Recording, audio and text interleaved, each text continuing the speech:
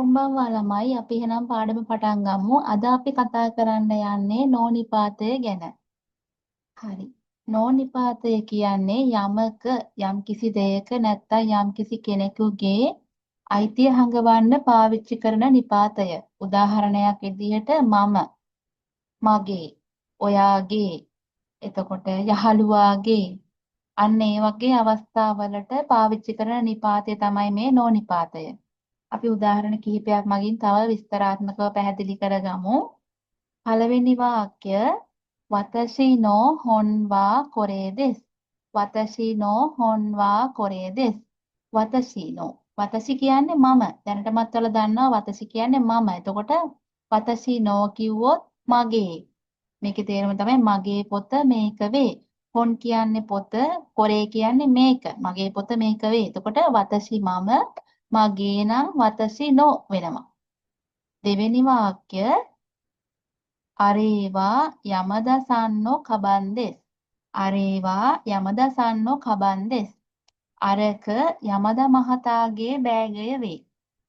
කබන් කියන්නේ බෑගය. එතකොට යමදසන් කියන්නේ යමද මහත්මයා නැත්නම් යමද මහත්මිය කියලාත් ගන්න පුළුවන්. මොකද මේ සන් කියන වචනය මහත්මයා මහත්මිය කියන්න පොදුවේ පාවිච්චි කරන වචනයක්. ඒ කියන්නේ ජපානයේ ඉන්න කෙනෙක් හරි ජපානයට පැමිණෙන පිටරට කෙනෙක් හරි ඕනම කෙනෙක්ට කතා කරද්දී නම කියලා කතා කරන්නේ නැහැ. නමේ අන්තිමට සන් කියලා දාලා තමයි කතා කරන්නේ. ඒ කියන්නේ උදාහරණයක් අපි ගමු නිපුණි සන්, නිපුණි මහත්මිය, කසුන් සන්, කසුන් මහත්මයා. අන්න ඒ වගේ.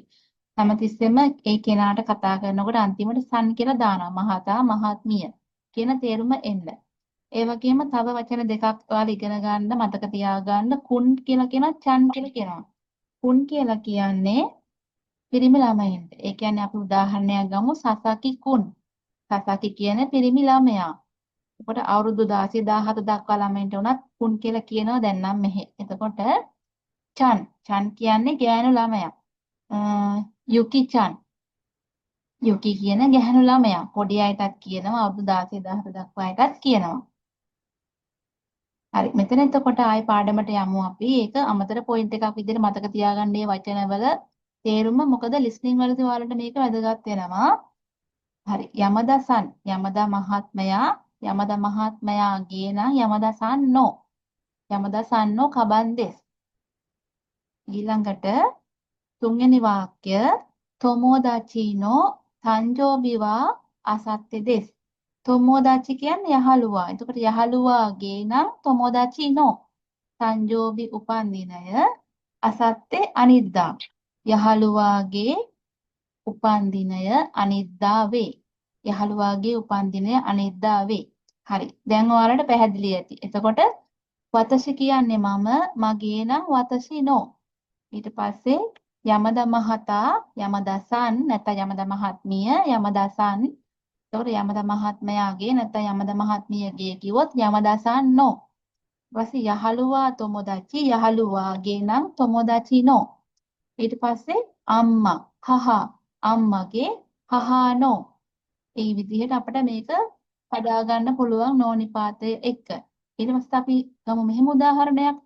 උපන්දින පාටිය.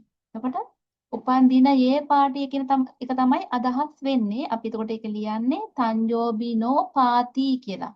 තංජෝබිනෝ පාති උපන්දින පාටිය කියලා තමයි අපි ඒක කියන්නේ. හැබැයි ඒකේ අදහස උපන්දිනයේ පාටිය. කියන්නේ අර අයිතිය හංගවන විදිහට තමයි ඒක හැමතිස්සෙම අපි සම්බන්ධ කරන්නේ. මං හිතනවා ඔයාලට පැහැදිලි ඇති කියලා. පැහැදිලි නැති තැනක් තියෙනවා නම් කමෙන්ට් එකක් දාන්න. එහෙනම් සයෝනාරා ළමයි.